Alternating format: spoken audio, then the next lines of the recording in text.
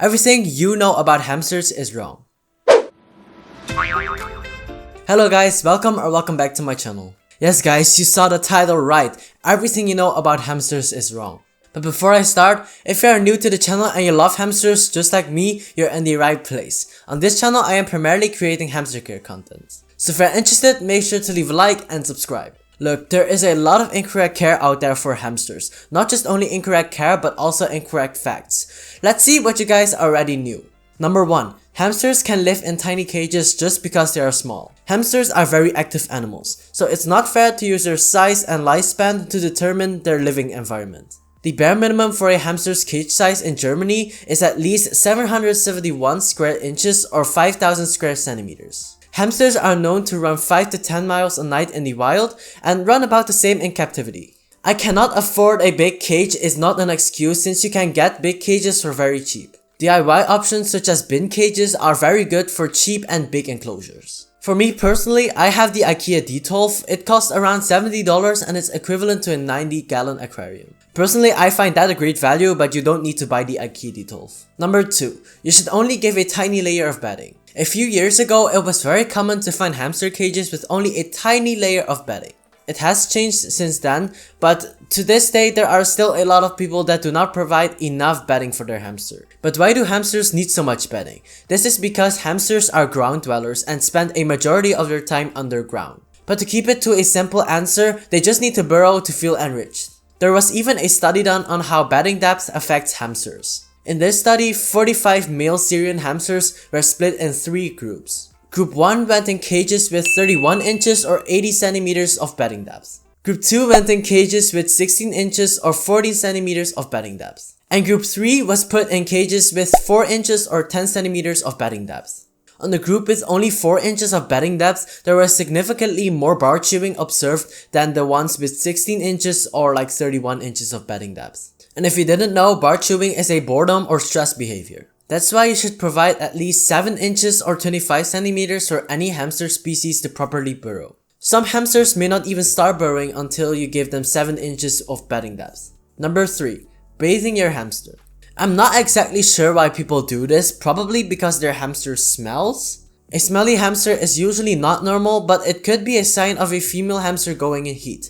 But if your hamster really stinks, I recommend you cleaning the cage more thoroughly, not per se, but I recommend you checking this video to find out how to clean your cage properly. But moving on with bathing has actually no benefits at all. Hamsters produce natural oils on their fur which actually protects them from getting wet. Hamsters will actually get more dirty than clean after a bath since they will overproduce these natural oils. And if your hamster is not dried off properly, they can go in shock and even die. Use a sand bath to safely keep your hamster's coat clean. You can watch this video to find a bit more about hamster sand baths. Number 4. Hamsters are for kids. Just no, they are not for kids. In my opinion, kids are not responsible enough to take care of any pet. The fact that they probably won't even research into a certain animal's care makes it even worse. Hamsters are more for teenagers and adults that actually are responsible and research into hamster care. If you are a parent watching this, please never get a pet for your child. It's better to start off with a plant that doesn't really have real feelings. By the way, I'm not meaning to offend any plant lovers. The next one. It's okay to wake your hamster up during the day. Hamsters are not diurnal like humans. They are actually nocturnal, which means that they sleep during the day.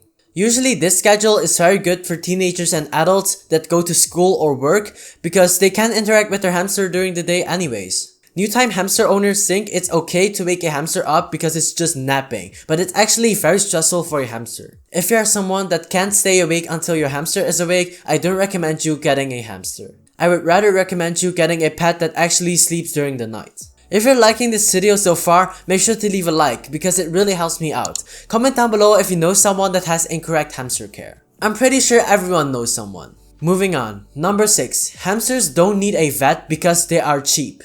If you're living with your parents, discuss this first with your parents since they are the one paying the vet bills. If they say no to a vet, don't get a pet. A pet should never be suffering from an illness, whether it's very cheap or very expensive. So if you're not allowed to take your hamster to the vet yet, wait until you have your own money to bring them to the vet. Even if a pet only lives for 2 years and is very cheap, it still has feelings. And on top of that, it's often illegal in some countries to not take an animal to the vet. If you cannot afford a vet, I do not recommend you getting an animal in the first place. Number 7. Hamsters should get pellets for the rest of their lives. So a lot of new-time hamster owners think that you can just give pellets or kibble to a hamster as their everyday diet, but this is actually very false. The simple reason behind this is just because that hamsters need variety. Hamsters will get very bored of eating the same pellets for the rest of their lives. Look at it from your standpoint. You also don't want to eat the same crackers for the rest of your life, do you? To find out more about hamster diets, click on this video where I go more in depth about hamster diets. Number 8.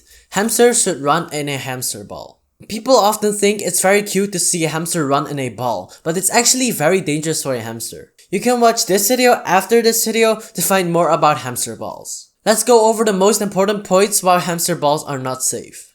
There's lack of ventilation, their paw can get stuck in those ventilation holes, they can run into things, and a hamster ball like that can block all the senses of a hamster such as eyesight, hearing, and smell. Number 9.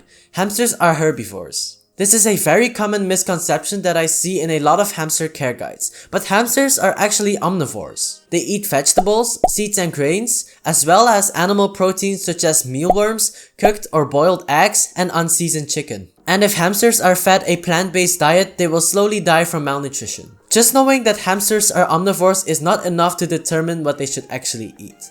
Watch this video to find out what they should actually eat.